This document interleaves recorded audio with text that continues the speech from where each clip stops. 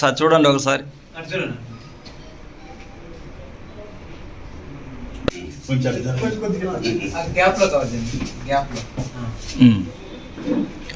CA sir పక్కన ఒక అతను ఉన్నాడు, జరగాలి ఇంకా.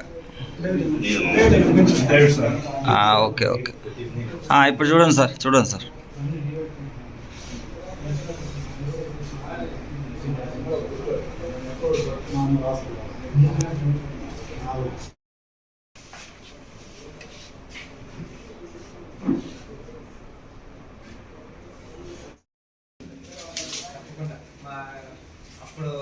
అప్పుడు అది కొంచెం డిఫరెన్స్.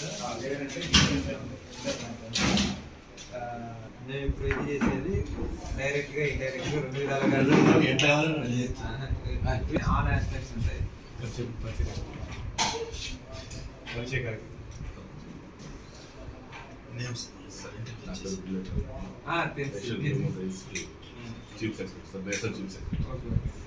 మీరు తెలుసు జిల్లా అధ్యక్షుడు Dhananjaya Chittoor already medical shop ఉంది, ప్లస్ పెనుమూరు మా పెనుమూరు మా రాష్ట్ర vice president Penumuru sir polling Chandra Reddy, ఈయన యాదమూరు మండల ప్రెసిడెంట్, ఆయన తవరంపల్లి వైస్ ప్రెసిడెంట్, ఈయన తవరంపల్లి మండల ప్రెసిడెంట్. ఈయన మాకు చాలా ఇంపార్టెంట్, మన చిత్తూరే city vice president sir Suresh Babu గురించి, city vice Suresh general secretary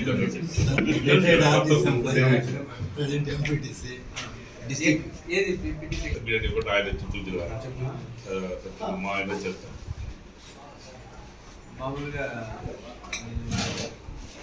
report చేస్తున్నా హడావిడిగా ఉన్నాను, టైం అసలు అడ్జస్ట్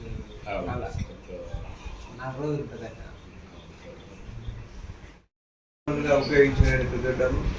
దీనికోసము పోలీసు ఇదిలో ఇంకోటి ఏంటంటే ఒక కాకిని కొడితే 10 కాకులు ఎగిరిపోతాయి. ఒక చెడ్డవాడిని చట్ట ప్రకారం శిక్షిస్తే మిగతా వాళ్ళు చేయాలని అనుకునే వాళ్ళు కూడా చేయకుండా ఉంటారు. ఈ పర్పస్ కోసం డిపార్ట్మెంట్ పనిచేసింది. దీంట్లో కూడా 1-2 అక్కడక్కడ అంటే దాని పరమార్థాన్ని అర్థం చేసుకోకుండా కొంచెం వైలెంట్ గా పోవడము, చట్టపద్ధతి దాటి ఎక్కువ 1-6 జరుగుతుంటుంది. అంత మాత్రాన పోలీస్ డిపార్ట్మెంట్ అందరినీ నిందించకూడదు. అంటే మా వైపు నుంచి విజ్ఞప్తి, ఎవరు ఏం చేస్తున్నారు అనే దానిపైన వాళ్ళకి సపోర్ట్ ఏంటంటే మనం చెడ్డ వాళ్ళను శిక్షించే క్రమంలో మంచి వాళ్ళకు సపోర్ట్గా నిలబడాలి. 2 చేయాలి. వాళ్ళను ఇది చేసేదాన్ని కాదు, మీరు ఆ మంచి కోసం ప్రయత్నం చేస్తున్నారు కాబట్టి మీకు ఇబ్బందులు రాకుండా ప్రొటెక్ట్ చేయాల్సిన బాధ్యత మా పైన ఉంది. మేము అది చేస్తాం. అంటే మా వాళ్ళకి చెప్తారు సార్, మీ దగ్గర ఒక కంప్లైంట్ వచ్చినప్పుడు బోత్ సైడ్ విచారించండి, ఎవరి పక్క న్యాయం ఉంటే వాళ్ళ పక్క పనిచేయండి. మన దగ్గర కంప్లైంట్ ఇచ్చారే వాళ్ళు పనిచేసే అవసరం లేదు, మీరు బోసే విచారించి ఎవరికైతే న్యాయం కల్పిస్తుందో మీకు మీ మనసు కల్పిస్తుందో వాళ్ళ పక్క పనిచేయండి అని చెప్తాం.